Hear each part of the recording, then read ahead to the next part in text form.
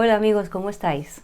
Reaparezco por aquí, por Relatos en la Ventana, para traeros a un autor que la verdad me ha gustado mucho y no lo conocía. Se trata de Tomás Sánchez Bellocchio. Es un argentino, nacido en los años 80, 1981, en Buenos Aires, y se nota perfectamente, él dice ya en su portada, que es publicista y guionista. Esto se nota en los cuentos, que tienen un carácter bastante descriptivo. Tiene una prosa muy cuidada y habla de conflictos, como me gustan a mí los cuentos, conflictos reales de personas reales. Su libro se llama Familias de Cereal y fue publicado por la editorial Candaya en 2015. Como os digo, yo lo acabo de descubrir, son de esos típicos libros que dejas en la mesilla hasta que tienes tiempo y la verdad es que me ha sorprendido mucho. Entonces, bueno, pues ya sin más, voy a leeros un cuento de esta colección, uno de los que más me han gustado, que se llama Interrupción del servicio. La casa se estaba viniendo abajo y uno a cierta edad no hace nada para evitarlo. Pero lo cierto es que los platos sucios se juntaban en la cocina, no había nadie que hiciera mi cama y empezaban a faltar las camisas en el placar. Creo que nos salvábamos de las hormigas solo porque vivíamos en un piso alto. 8 días después, mamá me pidió que la acompañara a ver si le había pasado algo. Estaba preocupada. Yo la veía cruzar el pasillo, parada en mitad de su cuarto, en camisón, como si hubiera olvidado dónde estaban sus pantuflas y eso fuera algo aterrador. Si no había hecho nada hasta ahora no era por desidia, sino más bien una manera de seguir esperándola. ¿Y cómo no tenés el teléfono?, le pregunté. Nunca lo necesité. Mamá es así, da todo por sentado. Elda no tenía la costumbre de faltar y cuando lo hacía avisaba por lo menos con un día de anticipación. En los 22 años que llevaba trabajando en casa nunca había dejado de llamar. Está bien, vamos, le dije. No quería que fuera sola. Pensé que eso me pasaba por ser el último en irme. Antes fuimos al cuarto de servicio y revolvimos sus cosas. Al parecer todas seguían ahí, el delantal rosa que mamá le había hecho dejar de usar, un cuaderno con anotaciones y cuentas, unos perfumes, y quizás el último televisor en blanco y negro de la tierra. Cuando terminé de bañarme, las llaves del auto estaban sobre mi cama. No entendí si me estaba apurando o si tenía miedo de que me arrepintiera. Mientras bajábamos en el ascensor, traté de hacer un recuerdo de todos los recuerdos que tenía de Elda. Me sorprendió que fueran tan pocos. No podía evocarla, por ejemplo, el día que me recibí, pero sabía que ella había puesto la mesa y cocinado para mis amigos que aparecieron esa noche para festejar. Y después, cuando ya todos se habían ido y nosotros dormíamos, había limpiado y ordenado la casa en silencio. O cuando tuve meningitis mientras papá y mamá estaban de viaje, uno de esos intentos de reparar lo irreparable. Entonces, el recuerdo no es más que una sucesión de días y noches de fiebre invariables, de televisión prendida a las 24 horas, de unas manos que me abrigan y me dan de comer, pero sin una cara distinguible. Mamá traía en su mano un papelito con la dirección. Estaba arrugado y algunas de las letras y números se habían borroneado. La única certeza que teníamos era el nombre del barrio. No te preocupes, preguntando llegamos. Desde que se fue papá aprendí a recitar fórmulas de aliento. Me miró de reojo, sonriendo, y sentí que si le sostenía la mirada un segundo más, iba a destapar uno a uno mis secretos. Aunque el auto era de ella, yo era el único que lo usaba, a excepción de alguno de mis hermanos. Existía entre los dos el acuerdo tácito de que tenía que pedirlo prestado toda vez que quisiera usarlo. Vos le pagaste, ¿no? Doblamos y entramos en la avenida. No me miró. ¿A quién? A Elda. ¿Cómo no le voy a pagar? No sé, tal vez te olvidaste, puede pasar. Pero no respondió. ¿Se habrá ofendido por algo? ¿Algo que le hayas dicho? Mamá y Elda podían estar el día entero sin hablarse, pero siempre una sabía lo que estaba pensando la otra. Elda servía el té o la cena a la hora que mamá creía que era la hora adecuada. Entraba en los cuartos a ordenar y limpiar cuando estaba segura de que no molestaba. Se repartía la casa por horarios. ¿Qué sabes de Elda? ¿Cómo que qué sé de Elda? Me refiero a qué sabes de su vida. Pasamos por una zona de fábricas cerca del río. Las columnas de humo de las chimeneas se torcían hacia el sur. Oímos la bocina de un barco que no sabíamos si llegaba o se iba. Poco, dijo. Se quedó pensando varios kilómetros. Con el sol de costado vi extenderse una zona de sombra en su cara. Sé que nació en Paraguay, en un pueblito que da al río. El nombre significaba sol alto o algo así, pero no sé cómo se dice en guaraní. Hizo una pausa y me miró entusiasmada antes de continuar. Sé que tiene 4 hijos, también varios nietos, 9 creo. Está separada desde hace varios años. Él era carpintero o plomero, no me acuerdo muy bien. Cumple años en febrero, contó con los dedos. ¿58? No parecía muy segura. Desde una curva, antes de salir de la autopista, vimos un terreno en construcción. En el centro habían cavado un pozo gigantesco que más bien parecía el cráter de una bomba. Calculé que el futuro edificio tendría al menos 15-20 pisos. Parece que le pegaba. ¿Quién? Cuando bajamos de la autopista faltaba todavía la mitad del viaje, y venía la parte que no conocíamos. A medida que nos alejábamos de la ciudad, la señalización era cada vez más imprecisa y empezaban las calles de tierra. Paramos en una panadería a comprar facturas. No podemos caer con las manos vacías. Estuve de acuerdo. Alguna con dulce de leche. ¿Crees que le haya pasado algo?, me preguntó.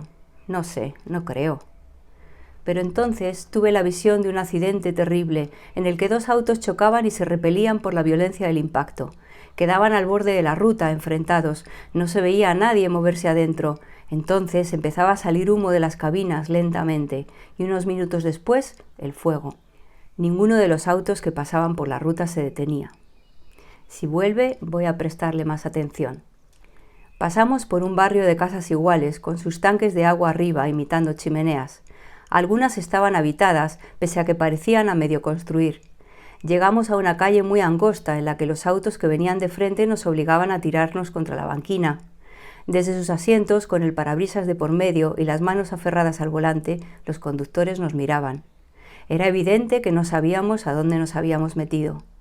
Cada 2 o 3 cuadras, mamá bajaba del auto para poder ver los números de las casas. No se veían los carteles o no seguían en orden la numeración. En una esquina bajé la velocidad y le pregunté a un chico en bicicleta si sabía dónde era la casa de Elda Rubato. No podía estar muy lejos. Se acercó a la ventanilla, miró hacia las casas que tenía a sus espaldas y se tomó todo el tiempo del mundo antes de responder. Es esa. La chica que nos abrió la puerta tendría 20 años, no más. El pelo negro, lacio, le llegaba hasta los codos. No la había visto nunca en mi vida y sin embargo había pronunciado mi nombre. A mamá le había dicho señora. Hizo un gesto excesivo con la mano, invitándonos a pasar. Cerró la puerta detrás de nosotros y la habitación, que ya era oscura, se apagó todavía un poco más. Elda apareció desde la cocina, limpiándose las manos con un repasador. No parecía sorprendida de vernos y tuve la impresión de que nos esperaba. «Señora, ¿cómo le va?» «Elda, ¿qué te pasó?», dijo mamá, sobreactuando su angustia. «Hace más de una semana que...» Pero Elda no la dejó seguir. Nos dio un rápido beso y presentó a Romina, su hija, la chica que nos había abierto la puerta. Después fue llamando uno por uno a sus nietos, que se presentaron enseguida en la habitación. Estaban agitados, como si hubieran venido corriendo desde una distancia incalculable. Sus nombres me entraron por un oído y salieron por el otro, pero todos llevaban en sus gestos la herencia de la abuela. Se quedaron impacientes hasta que les dio permiso para irse. Una vez que nos quedamos solos, Elda dijo que quería mostrarnos la casa. Parecía tan entusiasmada con la idea de ser anfitriona que era imposible decir que no. Acompañados por ella recorrimos varias habitaciones. Entrábamos en una. Mamá hacía un comentario, «¡Qué lindo!», o «Mira qué cómodo», o simplemente movía la cabeza, aprobando todo lo que veía. Salíamos, entrábamos en otra. Los techos tenían alturas desiguales, los pisos estaban hechos con materiales distintos, como si la casa se hubiera construido por etapas a lo largo de mucho tiempo. Mamá, como siempre, se dio cuenta antes que yo. En su mirada, en su forma de mover las manos, supe que algo andaba mal. Miré de nuevo la habitación en la que estábamos, como por primera vez, tratando de ver lo mismo que ella. Entonces fue cuando empecé a ver cosas que había visto alguna vez en casa. Adornos, pequeños objetos, al principio unos pocos acá y allá, nada de valor ni importancia. Pero cuando acostumbré la mirada, a medida que avanzábamos, vi muchos más por todas partes. Se iluminaban en mi cabeza, se ordenaban, al igual que en un mapa, con fechas y referencias. Un cenicero de vidrio, un juego de cajitas de madera que mamá coleccionaba de sus viajes, un cuadro horrible de un paisaje lacustre que había pintado mi tía o mi tío, ya no recuerdo, una silla que hubiera jurado haber visto en la baulera apenas unos días antes. Traté de hacer un balance de cuántas de esas cosas se había desprendido mamá voluntariamente y cuántas habían desaparecido con el correr de los años sin que lo hubiéramos notado. En ese punto cerré los ojos. ¿Para qué seguir contando? Y sin embargo, tenía la sensación de que todavía faltaba ir un poco más allá. Cuando volví a abrirlos estábamos en otra habitación. Había avanzado hasta allí, a ciegas. Y entonces entendí lo otro, lo que mamá también ya sabía. Que toda la distribución de la casa imitaba la de nuestro departamento. Por eso la había aceptado con naturalidad y la había recorrido mecánicamente como si fuera mi casa. Era admirable cómo en espacios tan pequeños habían colocado los muebles en la misma posición o cómo un espejo ocupaba la misma pared, mirando hacia el mismo lado, en casas distintas. Quise seguir, adelantarme al grupo, porque de algún modo creía saber lo que venía. Atravesamos puertas, llegamos a un patio. Al fondo del terreno, bajo el sol de la tarde, varios hombres trabajaban en la construcción de una nueva casa. Estaban bañados en sudor, parecían exhaustos, pero sus brazos no se detenían, como determinados a completar la obra antes de que los sorprendiera la noche. «Mis hijos», dijo Elda. Desde lejos saludamos con una mano mientras usábamos la otra de visera. A esa hora los rayos venían de frente. Ellos se detuvieron apenas un instante para responder al saludo y volvieron al trabajo. Deshicimos el recorrido en silencio. «Romina, vamos a tomar té, por favor». Le hablaba a la hija como mamá le había hablado a ella, siempre con respeto y hasta cariño, pero también con autoridad. El resto de la tarde hablamos de cosas sin importancia. En algún momento pregunté por el baño, por educación, porque yo ya sabía dónde estaba. Por allá. En los estantes de una repisa vi fotos nuestras entre las de sus hijos. Me vi en mi primera comunión, cuando recibí mi diploma en 7º grado, a mi hermano esquiando con amigos, los 5 en una cena de Navidad prehistórica antes de que se fuera papá. Algunas de las fotos estaban tan cerca de otras que daba la impresión de que todos nos conocíamos, que éramos parte de una misma gran familia. Cuando salí, Romina apareció de una puerta y me agarró de la mano. Pasamos por un pasillo y lo que parecía una galería hasta un patio más pequeño que el anterior. No habíamos estado en esa parte de la casa. 3 cables cruzaban a la altura de nuestras cabezas, con ropa colgada. Reconocí un pullover que había usado muchos años atrás. «Vos no te acordás de mí», me dijo. Hice un esfuerzo. Busqué su cara entre todas las caras que conocía. «Sí», le dije, «¿cómo no me voy a acordar?» «Mentiroso. Cuando eras un nenito así, mi mamá me llevaba a tu casa. No tenía nadie con quien dejarme y la señora le daba permiso. Me acuerdo que jugábamos en tu pieza toda la tarde. Me prestabas tus juguetes, pero siempre que estuviera cerca, nunca me dejabas llevarme ninguno». ¿Qué podía decir? Se hizo un silencio, pero no fue incómodo. El viento aleteó varios segundos en las sábanas suspendidas hasta que todo quedó quieto. Podría haberle dado un beso, no era fea. Hubiese sido un buen momento en una telenovela, pensé, con un cinismo que no he vuelto a tener desde entonces, pero no lo hice y volvimos adentro sin mirarnos. Mamá ya estaba de pie, esperándome. Por su cara, entendí que se habían agotado los temas de conversación o que ya no tenía sentido seguir en esa casa. Romina pasó de largo, sin despedirse, recogió las tazas y después oí el agua correr en la cocina. «Vamos, vamos». Nos íbamos y yo estaba sorprendido de nuestra buena voluntad, de ese talento que hay en mi familia para sostener la parodia. Antes de salir, Elda se detuvo bajo el triángulo de luz de un foquito. «Sabe, señora, siempre pensé en invitarlos a casa, en tener una comida todos juntos. Ahí atrás, en el patio, hay lugar para...». Giramos la cabeza simultáneamente hacia la ventana, buscando señales de esa escena que Elda había imaginado, pero ya no se veía nada afuera, y el vidrio solo reflejaba nuestras siluetas. Asentimos con una sonrisa. Era de noche.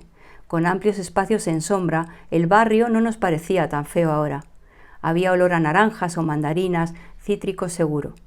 Alguien preparaba un asado a unas pocas casas de distancia. Elda nos acompañó por el sendero de lajas hasta la vereda. Algunos de sus nietos se habían trepado a la ventana y desde allí nos miraban. Me di vuelta para saludarlos. Sus ojos brillaban como solo pueden brillar los ojos antes de una foto. Vi 2 cabezas que no había visto antes y recordé la casita que había pasando el patio. Sentí que todas las casas de la cuadra se comunicaban, que los pasillos y las puertas no tenían fin. Con un dedo, Elda nos indicó el mejor camino de vuelta por calles iluminadas y seguras. Pero no teníamos miedo. Nos despedimos con un abrazo y promesas de que nos veríamos de nuevo. Gracias, gracias por todo, dijo. Al subir al auto, vimos pasar una ambulancia con sus sirenas apagadas. Se detuvo en la esquina con una frenada brusca y retrocedió marcha atrás 100 metros sobre sus huellas. Durante todo el viaje de regreso a casa no hablamos. En un momento amagué con encender la radio, pero me arrepentí. No era música lo que quería escuchar. A medida que nos acercábamos a la ciudad, el paisaje progresaba en las ventanas. Las casas y los edificios crecían. Aparecían jardines y negocios por todos lados. Solo cuando entramos en el estacionamiento me pareció que mamá quería decir algo. Lo noté en el traqueteo de sus labios. Siempre guardábamos el auto en el tercer subsuelo y aquella noche, a medida que nos hundíamos en su espiral, la atmósfera se tornaba densa y oscura. Las ruedas chirriaron en todas las curvas hasta que estacionamos en el nicho correspondiente a nuestro departamento. Llegamos, le dije. Apagué el motor y guardé la radio en la guantera. Vos ya estás grande, dijo cuando ya no me lo esperaba. No falta mucho para que te vayas, yo sé. Y esta casa no se ensucia tan fácil. Creo que por ahora me puedo arreglar yo sola, un tiempo, por lo menos hasta que encontremos a alguien. La miré a los ojos para que supiera que la escuchaba, pero no dije nada, y estirándome hacia las 2 puertas de atrás, bajé los seguros. Bueno, pues así termina Interrupción del servicio de Tomás Sánchez Veloquio, de su libro Familias de cereal. Espero que os haya gustado y sigáis leyendo a este autor porque la verdad es que es muy bueno.